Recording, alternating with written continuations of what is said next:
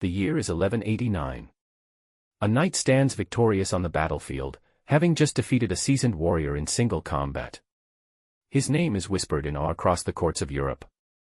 But who was this man who lived to be heralded as the greatest knight in history? Was he simply a figure of legend, or was he something more?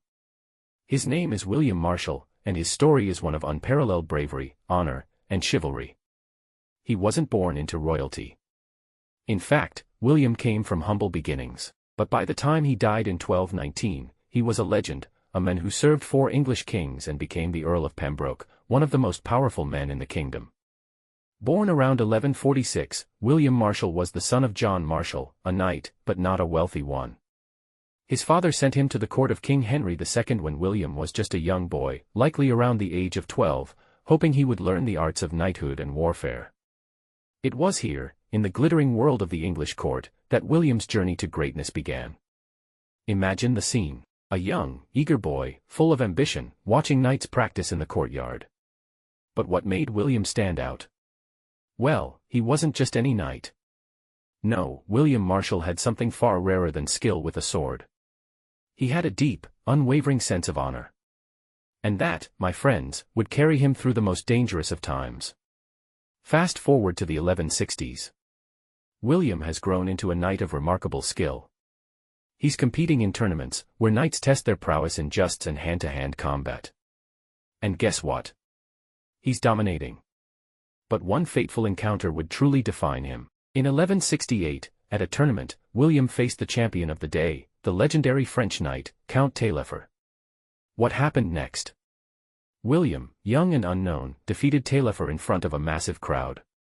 But it wasn't just the win that was impressive, it was how he won. William's style of combat was ruthless yet disciplined. He didn't rely on brute force alone, his tactics were sharp, and he understood the psychology of battle. He knew when to strike and when to wait.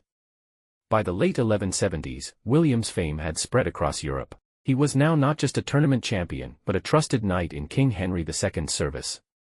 And you know what? He wasn't just winning battles. He was shaping history itself. William had an uncanny ability to remain loyal, no matter the circumstances. And this would be tested to its limits when Henry II's sons rebelled against their father. In 1173, the kingdom was in chaos. Henry II's sons, seeking to take the throne, raised their banners in rebellion. What did William do? Did he join the rebels, perhaps thinking of his own future? No. He chose loyalty over ambition. He sided with Henry II, defending the king through the thickest of battles. In doing so, William not only secured his future but cemented his reputation as a knight who put honor above all else. But William's true test would come in 1189.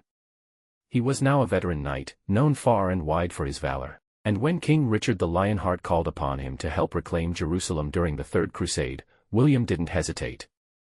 Now, picture this, the heat of the desert sun, the roar of battle, and William Marshal leading the charge alongside Richard.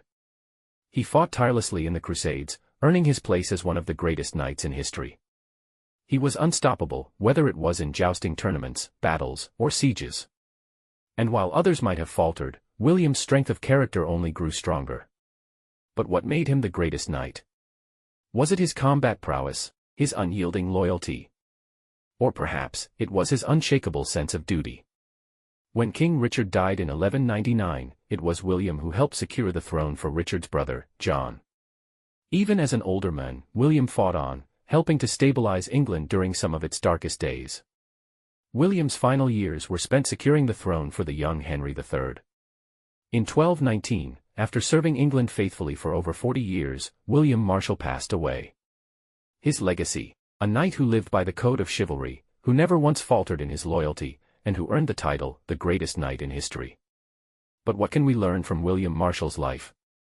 Is it simply the story of a great knight, or is it a reflection of what it means to live with honor in a world that often tests our integrity? Let me ask you, do you think William Marshal's values still hold true today? Before you go, remember, heroes are made not by their victories alone, but by their principles, their loyalty, and their unwavering commitment to what's right. William Marshal was not just a knight, he was a man who shaped the history of England and the very ideals of chivalry. So, the next time you hear the term, the greatest knight, you'll know who truly earned that title.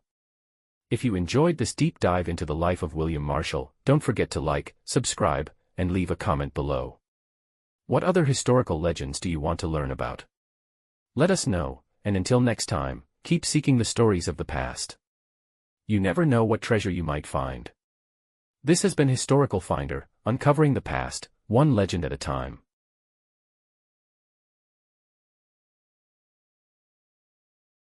The year is 1189.